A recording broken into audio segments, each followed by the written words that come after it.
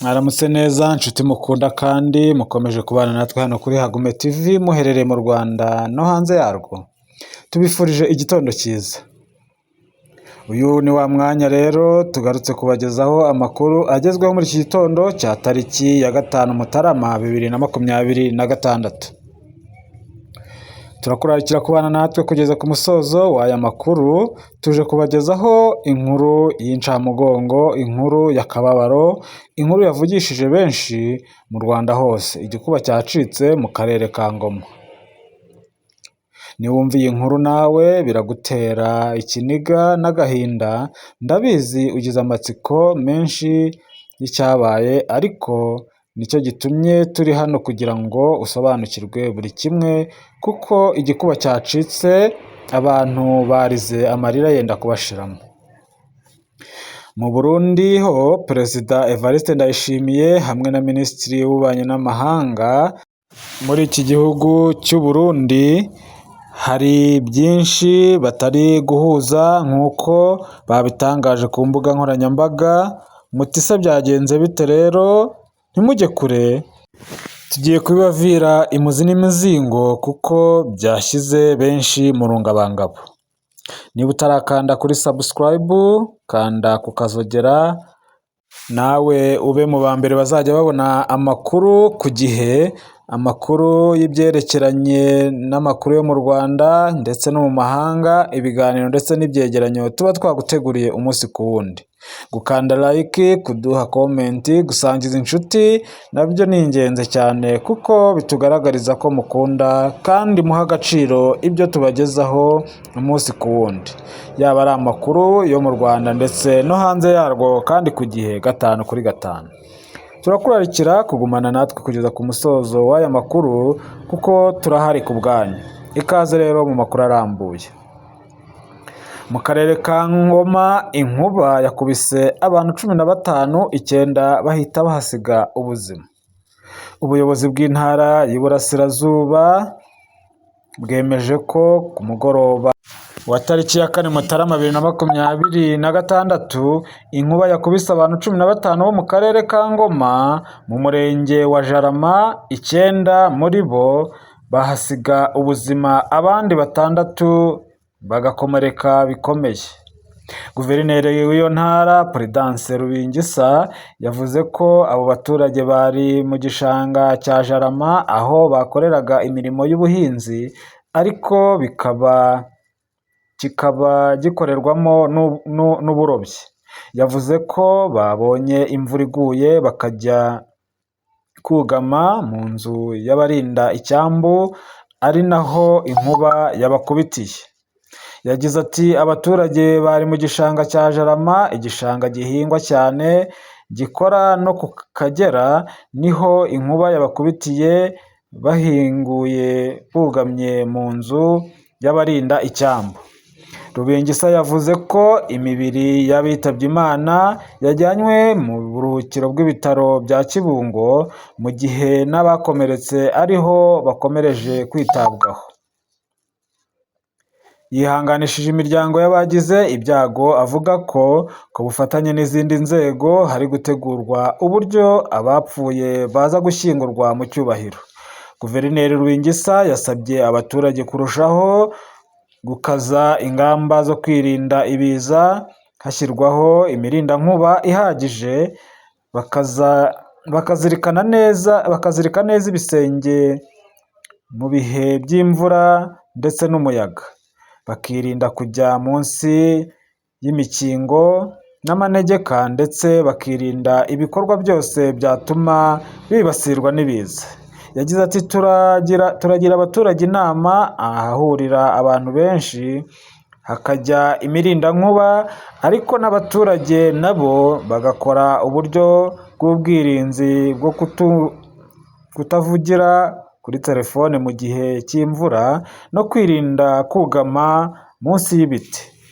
Polisi y'u Rwanda yatangaje ko mu mwaka wa 2025 ibiza byahitanye abantu 130 ndetse bisenya amazu agera ku 800. Tuvuye ku by'iyi nsanganya rero yahitanye abantu benshi, Mu gihugu cy'u Burundi ho abayobozi bihaye u Rwanda ndetse na Katari bisubiranamo bivamo nk'inopfu. Imvugo zivuguruzanya hagati ya Perezida w'u Burundi Evariste Ndayishimiye na Minisitiri w'Ububanyi n'Amahanga w'u Burundi Edouard Bizimana zikomeje kurikoroza ku mbuga nkoranyambaga, aho umwe yavuze akari ku mutima bigasa naho yorosoye akari ku mutima wa guverinoma y'u Burundi katagenewe guhabwa rubanda nyamwinshi. Ubwo Minisitiri Edouard Bizimana yikozaga ku mbuga nkoranyambaga asesengura ibibazo by'umutekano muke mu burasirazuba bwa Repubulika Iharanira Demokarasi ya Kongo, yisamye yasandaye agaragaza ko imbaraga zashyizwe mu buhuza nta musaruro zitanga kubera ko Katari yabyivanzemo.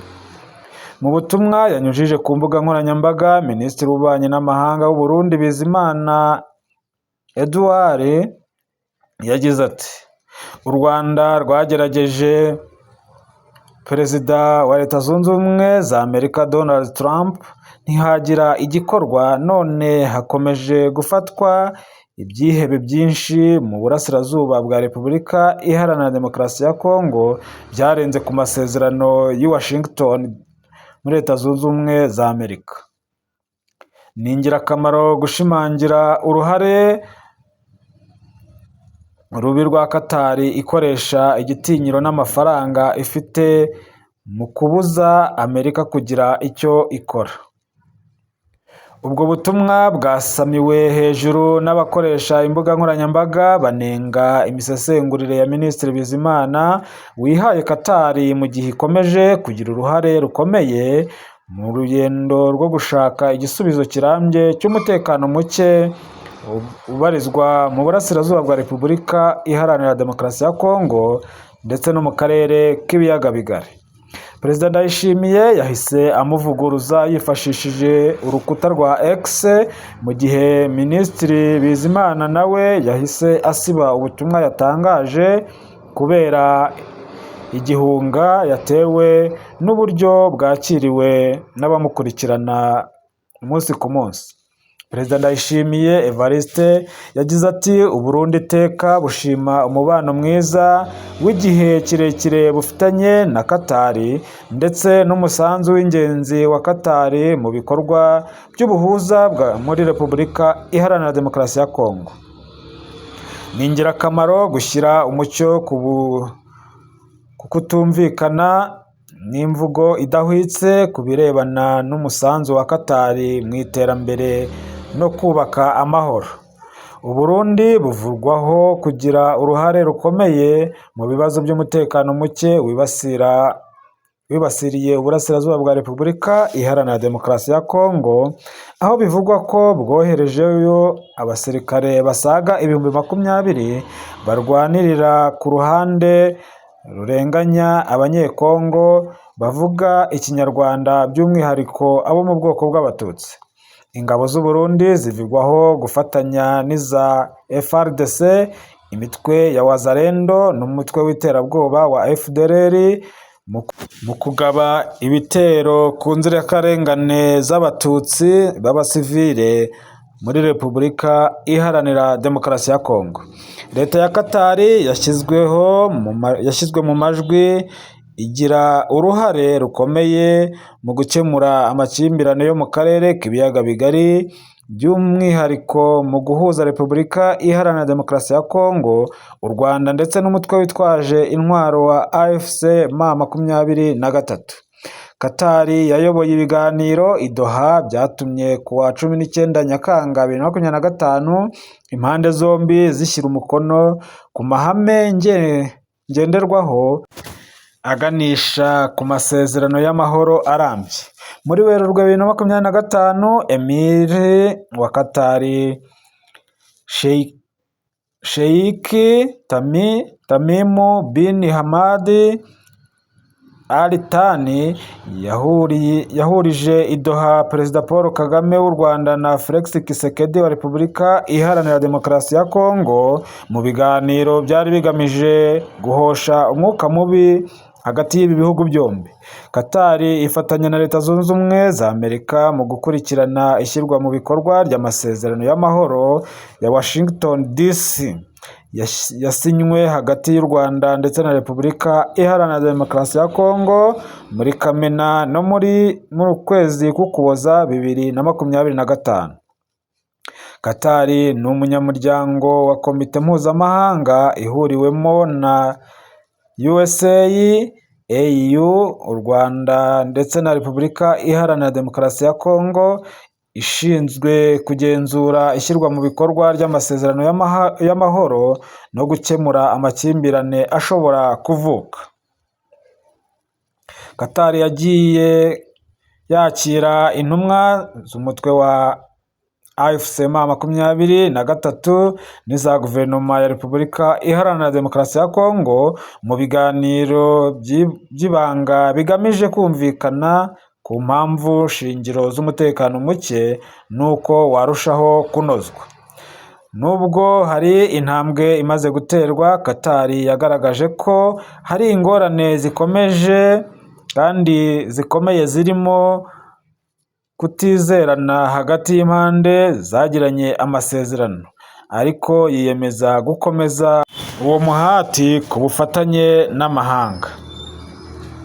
Ngayo nguko rero, ayo niyo makuru twari tubafitiye agezweho muri iki gitondo. Turabashimiye ko mwadutije umwanya wanyu mukadutega amatwi kuva ku itangira kugeza ku musozo w'aya makuru.